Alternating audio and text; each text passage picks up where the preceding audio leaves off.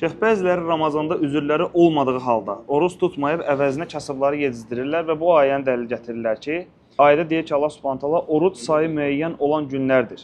Sizlərdən xəstə və ya səfərdə olanlar başqa günlərdə eyni sayda oruç tutmalıdırlar. Buna taqəti olmayanlar isə bir kasıb yedirtməklə fidyə verməlidirlər. Bu üzürlü olanlara aiddir, yoxsa şeyx? Bu ayə təbii ki, üzürlərə aiddir. Kimin üzürü yoxdursa, xəstə deyil, müsafir deyil.